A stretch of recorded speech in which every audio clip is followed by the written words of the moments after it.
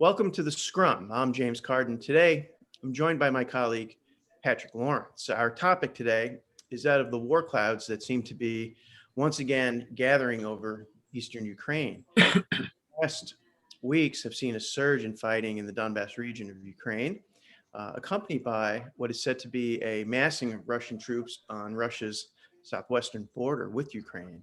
Meantime, the U.S. European Command has raised its alert status to the highest level. A press release from the Pentagon tells us that Secretary of Defense Lloyd Austin reiterated to his Ukrainian counterpart, quote, the U.S. commitment to building the capacity of Ukraine's forces to defend more effectively against Russian aggression. The press release goes on to note that, quote, since 2014, the United States has committed more than $2 billion in security assistance to Ukraine, including a recently announced $125 million package that featured defensive weapons and other key capabilities to enhance the lethality, command and control, and situational awareness of Ukraine's armed forces. All of this as Ukrainian President Zelensky pushes for Ukraine to join NATO. To discuss these developments, we are really pleased and honored to be joined by Lawrence Wilkerson. Colonel Wilkerson has had a long, distinguished career in the United States Army, where he was a member of the faculty of the U.S. Naval War College. He later served as Special Assistant to General Colin Powell when he was chairman of the Joint Chiefs of Staff between 1989 and 1993, and later served as the director of the U.S. Marine Corps War College at Quantico. He returned to public service in the early 2000s, this time at the State Department, as Associate Director of the Policy Planning Staff, and from 2002 to 2005 as Secretary of State Colin Powell's Chief of Staff. He is currently a distinguished adjunct professor of government and public policy at William & Mary. So Colonel Wilkerson, thanks so much for joining us today to talk about what's unfolding in Ukraine. Now I'm going to hand things over to my esteemed colleague, Patrick Lawrence, to kick things off with a question or two. Thank you very much, James, and welcome, Colonel. I have a certain preoccupation with history, and I'd like to begin with a question along this line. I lived through all of the Cold War and was aware of most of it. The question of causality has gone into the history books, assigning responsibility for the Cold War's commencement to the Soviet Union, and it has been a kind of a, what do I want to say, an intellectual irritant of mine for decades, right? An accurate rendering of responsibility, agency, causality, however you wish to put it. And it seems to me we are watching the very same thing now, how this situation got to the critical point it seems to be. I don't believe for a second President Zelensky would butter his toast without Washington's consent. And he has now decreed that reclaiming Crimea is official Ukrainian policy. This is getting quite reckless. We've got 2 warships heading into the Black Sea. It looks to me like responsibility for this lies squarely with the West, but I wonder what your opinion is. And also, if I may finish, the question of American innocence. It goes back to the very beginning. We are always innocent in our doings overseas, always at the shoulder of the dispossessed or those in need, et cetera, right? It just breaks my heart that this seems to be headed into the history books exactly the way the Cold War found itself. Your question is a good one. And by the way, thank you for having me on. I probably know no period of American history with regard to national security decision-making, which is what I teach, than the period from 1945 to the present. On 2 college campuses, and before that on 2 War College campuses, I spent a good deal of my time and my students' times, and I want to emphasize that because my students have taught me so much over that period, probably more than I taught them, on that very thing that you just described. It takes 2 to tango, to put it simply. The Cold War did not have to be. It could have been averted at many different junctures, particularly and powerfully at the time Nikita Khrushchev threw off the Stalin mystique, for example. But both sides erred, and both sides had intrinsic national interest in keeping the war going.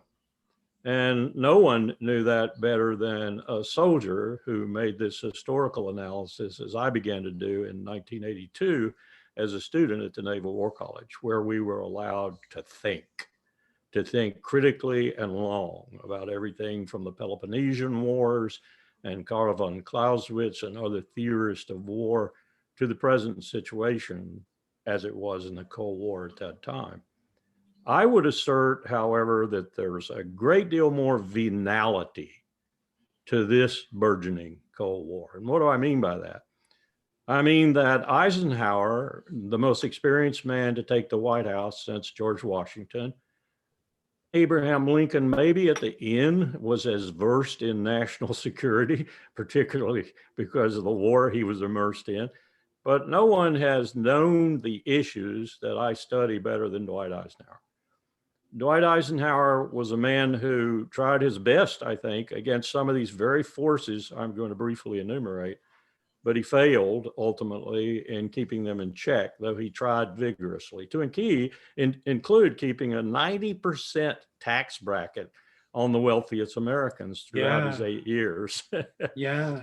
Today, beginning with a number of presidencies who aided and abetted this process in their own way, we now have a predatory crony capitalist state in league with the national security state that finds its raison d'etre in making war. All one needs to do is look at the last 21 years to see proof positive of that. So we have a very different situation. Excuse me just a moment. Forgot my wife's cell phone. We have a very different situation, I think, today, and much poorer and less imaginative leadership.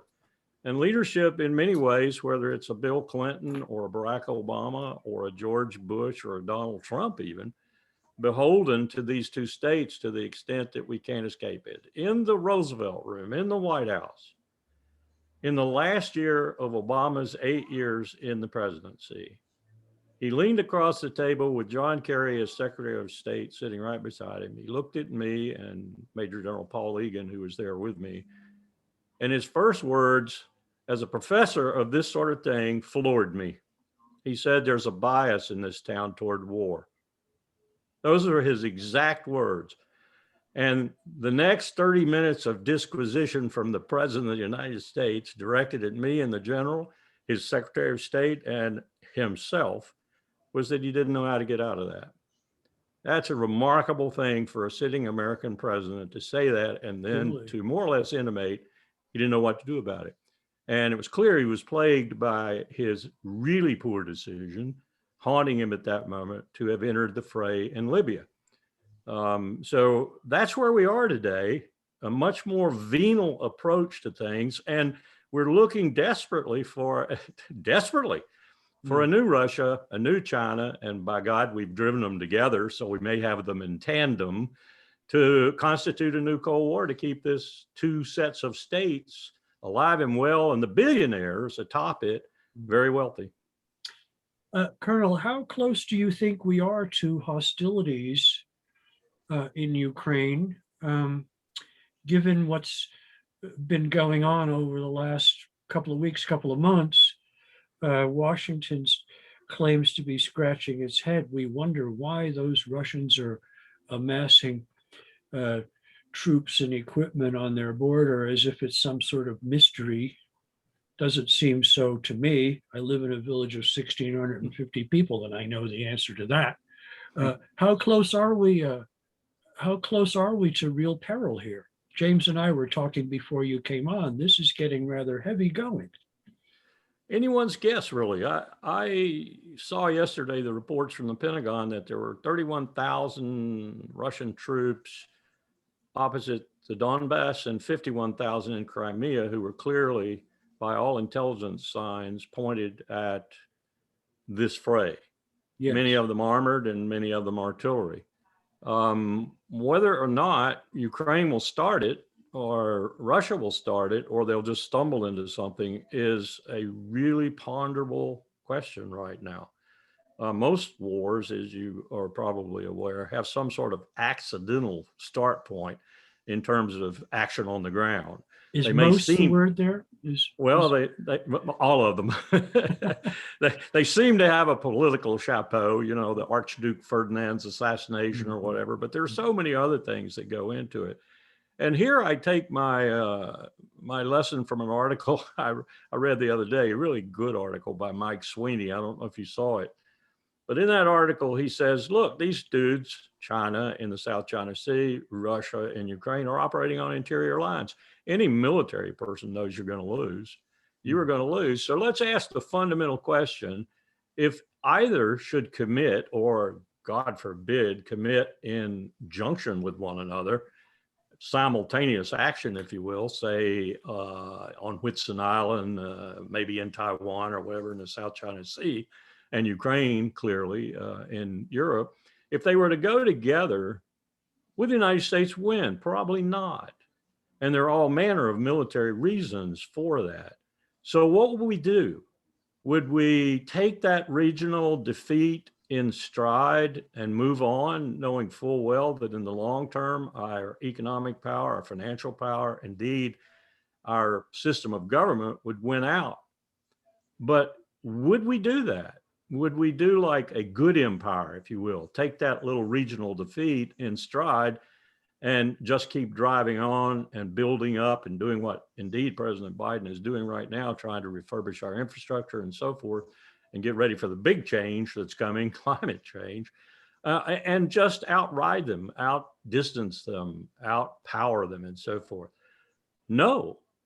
Given our ignorance, our stupidity, our lack of having been attacked really, and so Civil War was the last time we really had something like Germany or France or Japan had in World War II. We don't know anything about that. We would have, as Mike suggests in that article, probably 40,000 casualties in the first week. Ooh, Wow. could America take that?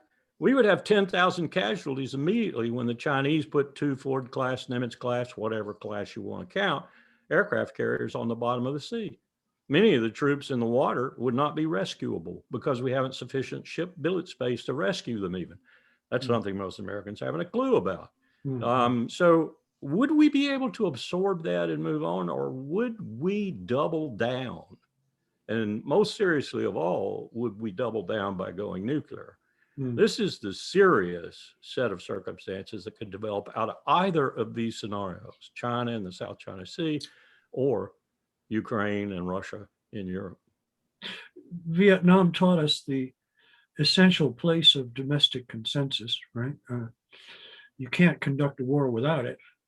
And what would the American people, looking at 9/11, I told an individual yesterday, an Army general, I said, look at 9/11 if you want to see what Mike is talking about. The American people wouldn't let a president, any president, not respond to a significant casualty list coming out of Ukraine or out of the South China Sea.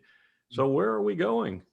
Yeah, we would win ultimately in a nuclear war, but what is victory when you've annihilated maybe half the human race with nuclear winter? And the same thing that's going on right now down in the Caribbean on the island of St. Vincent, but writ 1,000 times larger with, you know, no crops can grow. You'd have a 5-year probably period where you couldn't even farm. So Mike Sweeney's article sounds similar to an article I read yesterday by Colonel Douglas McGregor in the American Conservative. Doug's the same sort of person. Yeah. Here's some of what Doug wrote. He writes that U.S. Army and Marine ground forces are too weak to intervene 500 miles east of the Polish border. He says none of NATO's ground forces are ready to cope with Russia's BM-30 Smerch rocket artillery formations. And he says virtually all U.S. and allied military installations from Estonia to Spain will be within range of Russian Caliber cruise missiles carrying 1,000-pound high explosive conventional warheads. So the U.S. military planners not understand the potential gravity of what's at stake, or has the poison ideology of American exceptionalism made the U.S. government unable and unwilling to see what some like McGregor see so clearly? I think it's a little bit of both. Plus, I wouldn't give you 10 cents for the Army 4- and 3-star leadership, or for that matter, in any service. Look at what's happening with COVID-19 right now. You got the Navy reporting this morning 35% vaccinated. You got the Marine Corps with 40% of its people that won't take vaccination. The military is voluntary. That's true. But once you're in it, you do what they tell you to do.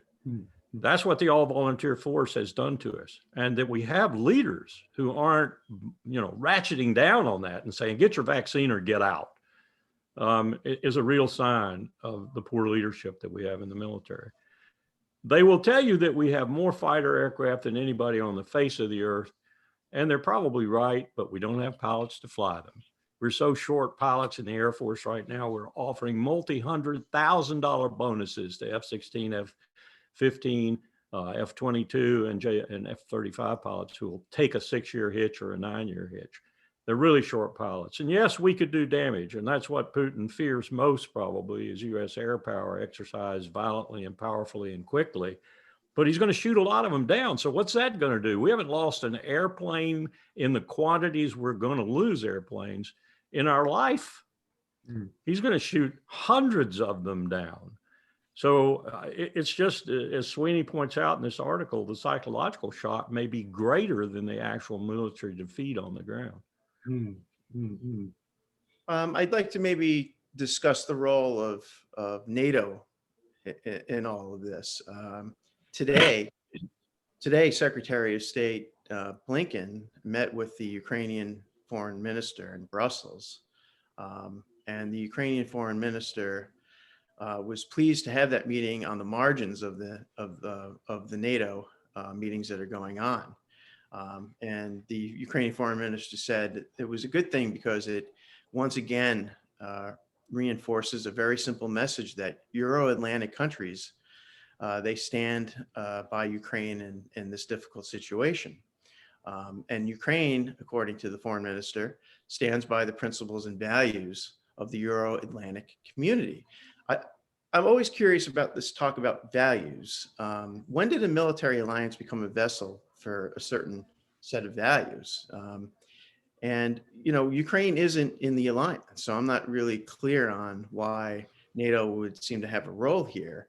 And indeed, whatever role it has had, it has played a very negative role. John Mearsheimer has, noted that pledges to bring in Georgia and Ukraine into the alliance are kind of at the, as he says, the taproot of the conflict between the United States and Russia. So what's behind this? I can't imagine that Ukrainian or Georgian ascension into the alliance would strengthen it. No way, nor Georgia, nor for that matter, some of the other countries that we've let in. This takes me back to when I was special assistant to Colin Powell, and then when Powell left in '93, and a man I knew quite well, General Shalakashvili, who had been the U.S. commander in Europe before that, came in. And we transitioned from H.W. Bush and Jim Baker to Bill Clinton and Bob Rubin and his crew. And the change was dramatic. And I wound up taking Marine Corps seminars to Shalley's office, General Shalakashvili's office, every year, and to Bill Perry's office, then Secretary of Defense, and others. And I watched this happen, and we had seminars on it, and we asked ourselves, what are we doing? We're taking the world's most successful military and political alliance with no threat, and we're moving it, expanding it to create a threat. And I went back to the days with Powell, the heady days with Baker and Shevardnadze, foreign minister to Gorbachev, later Yeltsin, who was right in there too. And talking about Russia first being an observer to both the military and the political alliance, and later being a member. And how did we get to where we are now? We would ask ourselves in seminar, and then we came back to those inevitable answers I was giving you before. We need an enemy, and we need a big enemy to keep the defense complex alive, to keep, it's not the military industrial congressional complex anymore that in 1960 Eisenhower enumerated. It's the military industrial think tank, university, research entity. It's everything in this country. My College of William and Mary is connected to the Defense Department in ways that it cannot give up, because money just pours out of the Defense Department. Money has polluted everything. So this NATO expansion was the fastest way to get anybody, I don't care whether it was Putin, Yeltsin, or some Jeffersonian Democrat in Moscow, get their attention, because you are threatening them. You are threatening them in their home ground, which is what Ukraine is to Russia, is what Crimea is to Russia, is what Georgia is to Russia. And you're saying in your face, Vladimir Putin, you can't do that without having a response. And that's what we're getting. We have been strategically inept to a degree that I find difficulty in finding in a great power in history. I wonder if you think there's been a possibly decisive shift in relations with the two great non-Western powers since Biden came to office. Biden, Blinken, et cetera. We were talking about Jake Sullivan's apparent fade from the scene, but it seems to me, James and I were talking about this earlier. By the way, national security advisors, if they're doing their job, should fade from the scene. They're neither elected nor subject to the advice and consent of the Senate. They should fade from the scene. Well stated, sir. The mess Blinken made with the Chinese in Anchorage, preceding 2 days, Biden called Putin a killer. You know, we remember that, of course. Right. One wonders whether he thought it was a sort of flippant aside or something, but it was taken very seriously in Moscow.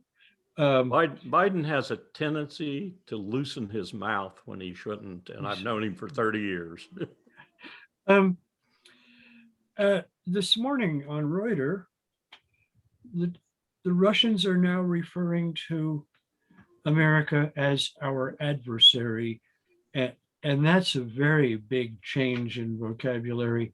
For many more years than I thought they ought to go on in this way, the reference was to our American partners, right? Even when we were throwing sand in their faces.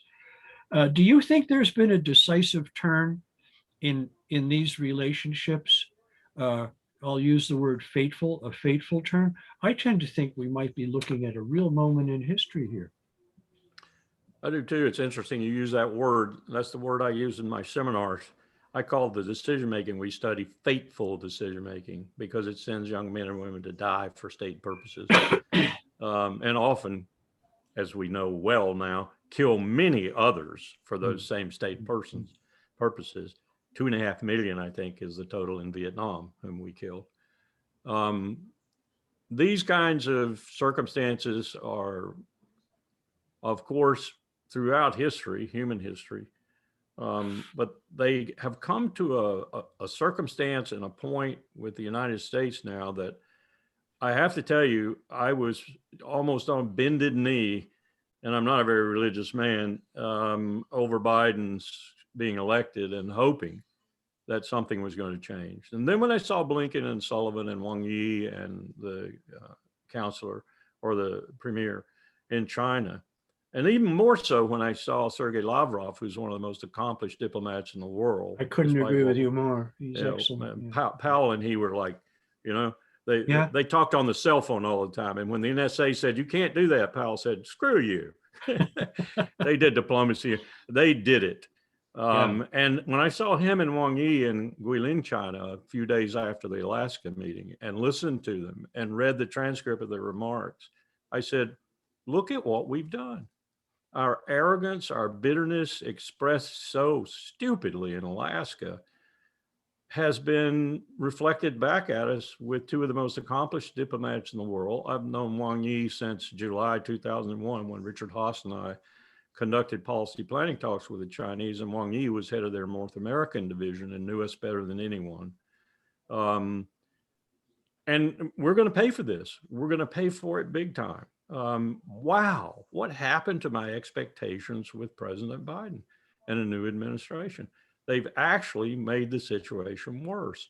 Now, they are focused on COVID. They're focused on domestic issues. I understand that. Secretary Lloyd Austin at the Defense Department has said, China, COVID, and climate. We love those simple expressions. Okay, I'll go along with that. But right now, it doesn't look like you're really dealing with anything internationally so much as you're focused on the domestic situation to the extent that, as you said, others are dealing with the international situation. And frankly, I'm not impressed with Blinken at all so far. Me neither. He seems like he's cut from the same cloth as Madeleine Albright. Now, Powell once said, she looked at him and said, you're always talking about that wonderful military. How come I can't use it sometimes? Or words to that effect, which just appalled Powell, of course.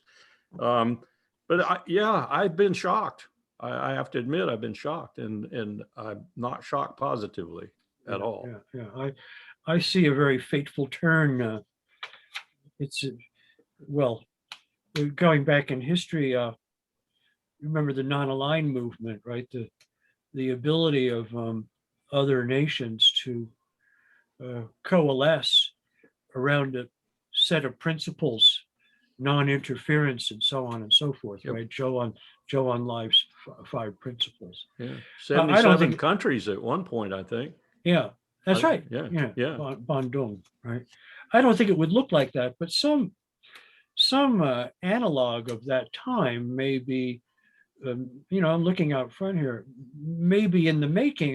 Wang Yi went straight from his talks with, he went straight from Anchorage to 2 days of talks with Lavrov, and then he went straight to Tehran and signed a deal that was a long, long time in the making, but a rather large deal, right? Yeah.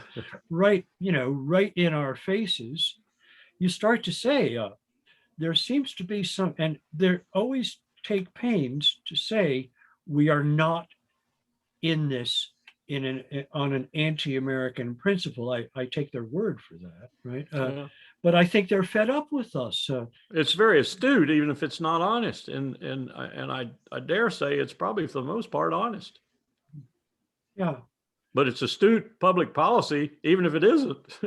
We're not like those damned Americans. Right. The other aspect of it, of course, is that if you look at the polls, ones that you trust, that are done internationally, and I look at the Army's polls a lot. They're very well done, and they're called preparation of the battlefield in a potential country, kinds of polls. But they're good polls. They don't ask stupid questions. They ask direct, straightforward questions. And they let people expound a little bit when they respond. If you look at those polls, fully 3.5 billion people in the world, I could say 4, think the United States is the greatest threat to their future. You can't get along that way. No. No, you just can't. In Pakistan, it's over 80%. In South Korea, it's 60%. And if you go below the age of 35, it's 70%. Our ally. You can't keep operating that way. The old right-wing anti-com constituency in Korea is dying off. It's generational, you know? Yes. And as Powell told me in 88, 89, I guess it was 89, April 89, when I first joined him, fresh caught lieutenant colonel out of the Naval War College. He said, you know, Larry, look around. All the European leaders, Mitterrand, Kohl, Thatcher, all the European leaders are going to change. And they're going to be people without their feet in the war. It's going to be a mind-blowing change. Yeah. They aren't going to love us anymore. You lead me to another question, if I may, James. It has to do with the Europeans and whether this Ukraine situation is at least partly intended to alienate, to reestablish some alienation between Berlin and Moscow, Paris and Moscow, Brussels and Moscow, right? By creating a mess in Ukraine, right? Perhaps the objective is it's one more college try to sink the Nord Stream 2 bit, right? To what extent do you think this may be about this matter of making sure or attempting to cultivate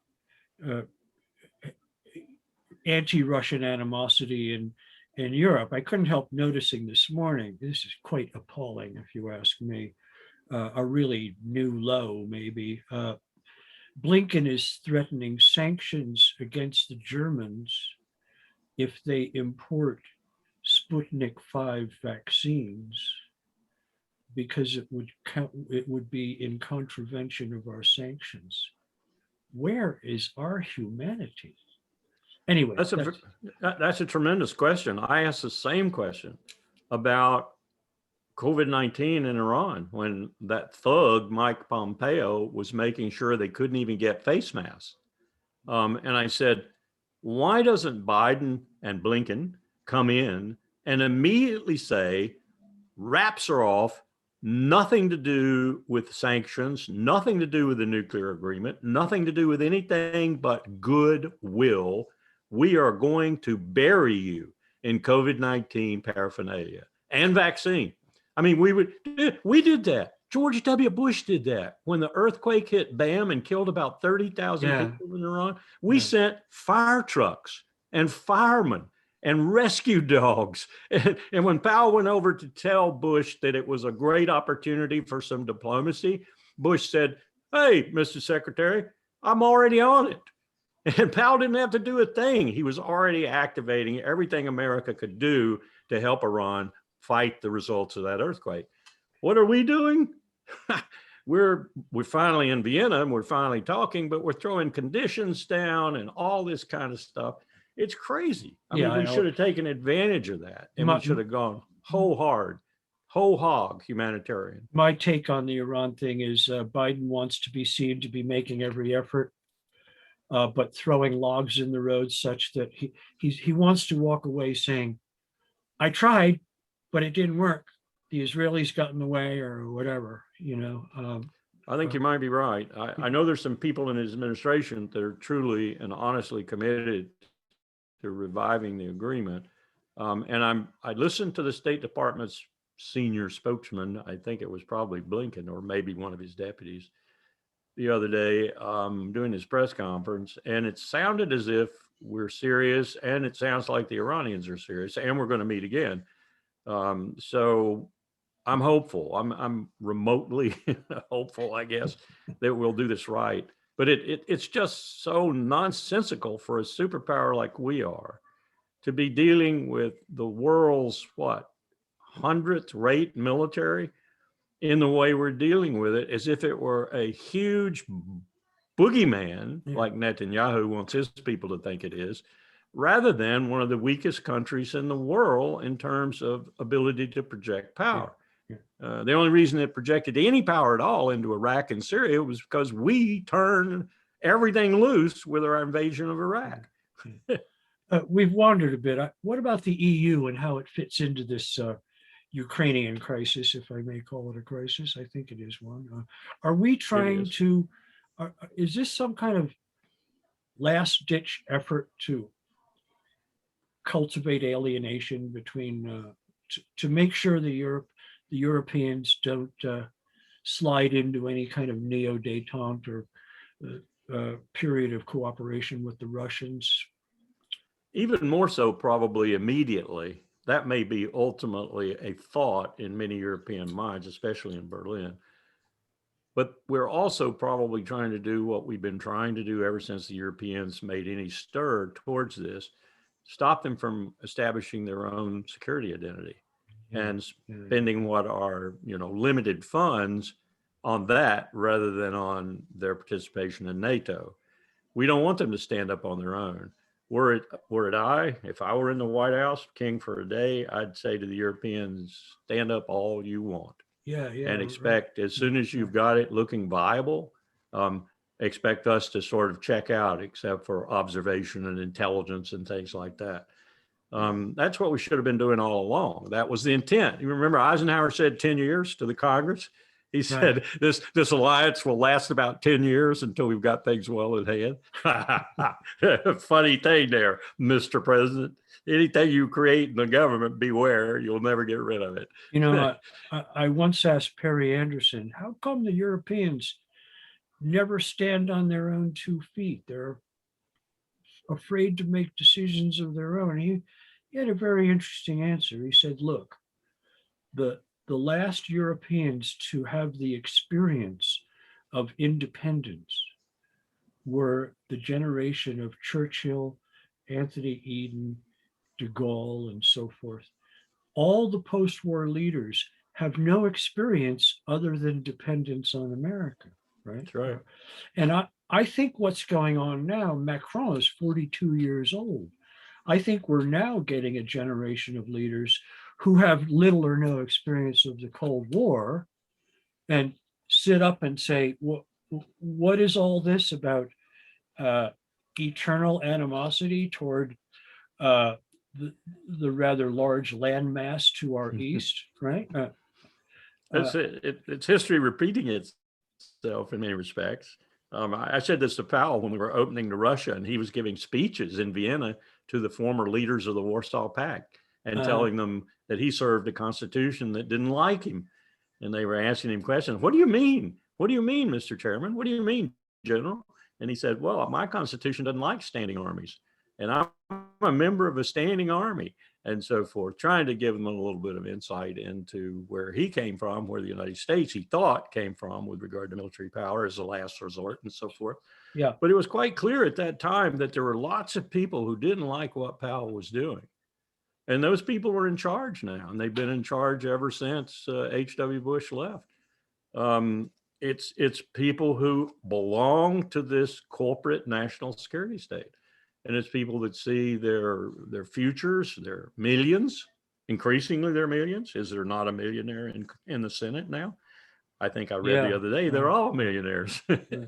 And in many respects, the reason Jim Inhofe goes out and prates about a $750, $800 billion defense budget is because, oh, thank you very much, Lockheed Martin. Oh, thank you very much, Grumman. And Raytheon, there's your contribution. When you do that sort of thing, you expect these sorts of developments. And the Europeans, I think, are growing somewhat aware of that. And they have their own problems too, with their own complexes, of course. But I think you're right, though. The combination of things, the change in leadership, the lack of feeling for the Cold War or for World War II, the sacrifices thereof and so forth. It's a new world. And frankly, they're seeing that world more like John Mearsheimer, Stephen Walt, and I see it, which is, hey, realism tells us that things are changing. And if you don't get with that change and accommodate it, you're going to be left out. I think I'd like to, that sounds right. I think maybe we could just circle back to Ukraine before we finish up. You said that you were rightly shocked by what you saw in Alaska, Blinken's performance there. I don't know if you saw the pictures that came out of Ukraine earlier this week, and they kind of shocked me. They were of the U.S. military attaché to Kyiv, a Air Force colonel by the name of Brittany Stewart, who was pictured saluting the grave marker of a member of the neo-Nazi far-right militia Right Sector. She also was photographed with the flag of Ukraine emblazoned on her uniform. I'm not a military person. I was wondering, is that normal? No, both are really out of regulation acts, and I would say illegal acts. Were they in Germany, they go to jail. This is a phenomenon right now, a scary phenomenon right now. I would dare say, and I have a lot of experience with this through a group called the Military Religious Freedom Foundation and elsewhere, that fully a third, that third that's refusing to be vaccinated probably, of the military is fundamentalist Christian to the extent that they're nationalist Christian, and to the extent that their allegiance is to Jesus Christ and their religion and not to the Constitution. And some of them will even tell you that. Whether or not that's impacting some of this or not, I don't know, but I suspect it is. We had a occasion recently to move some Nazi swastika displayed gravestones out of a cemetery in Texas and put them somewhere else because we had clients who were Jewish Americans and others who were objecting to those gravestones being in the same cemetery that their World War II American soldier veterans were buried. You wouldn't believe the pushback we got. Fully 25 to 30% of the emails we got were from these kinds of people. No kidding. No kidding. No kidding. May I slip in a final question, James? Biden carried the Ukraine portfolio for Obama. And I think at the end of Obama's term, he would have to count his direction of the United States conduct in Ukraine a failure. Do you think this may be some case of unfinished business where Biden wants to make good on something that didn't quite work when he was in charge of Ukraine policy? Or am I getting too personal here? No, I teach my students, as David Rothkopf writes in the book that I use as my main text, Running the World, the National Security Council and the architects of the national security state, that people make all the difference. That at the end of the day, you can talk about domestic political influence, you can talk about international context, all the other factors that affect decision-making, but people. And we do things like do a case study. Would Cuba have been different in 1962 had it been Nixon? And my students have to conclude, yes, probably. Or would Cuba have been different had it been Bill Clinton or whatever? Just to demonstrate that people do. And by the way, this is what Powell believed powerfully, that whoever is in the decision-making process is the most important part of the outcome of that decision-making process. So when you look at the people, what you're saying is a vital consideration. Is this personal with Biden? I certainly hope not. I hope, and the best presidents can take themselves out of the personal situation. Look at LBJ in '65 when he decided to escalate in Vietnam. Tragic decision. But it's kind of clear when you go back and look at the circumstances why LBJ made that decision. Partly it was because he didn't want to be branded as the cut and run president by our allies and the domestic audience because he had his eye on another term. But there are other reasons too. If you look at Biden now and you think about his experience overall, you have to consider that he would come down ultimately on the side of the coin that we can't have this war. This is not a war we want. It's not a war Russia really wants. And the best solution is the solution that I pointed out to a number of people in the administration at the time for Ukraine is neutrality. Neutrality between the two powers. You know, don't be a member of anything. Be a neutral country. And while you're neutral, get your freaking act together.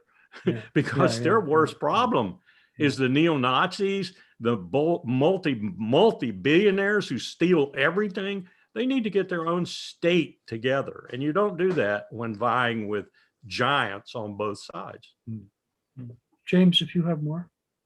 No, I was just thinking, I don't know why it's such a thought crime in Washington these days to suggest that we refer the Ukrainians to the Austrian state treaty in 1955. That seemed to work then, and it would seem to work now. But sadly, I think our time is running out. Really, we really appreciate you joining us. Really great discussion. Informative and a delight to meet you. Thank you by very much. Zoom anyway. Well, thank you for having me, and good A questions. pleasure. A pleasure. No, Too another bad we time. couldn't get into the South China Sea. Another time. Plenty Yeah, to say. Take care. Cheers. What? James, I cut the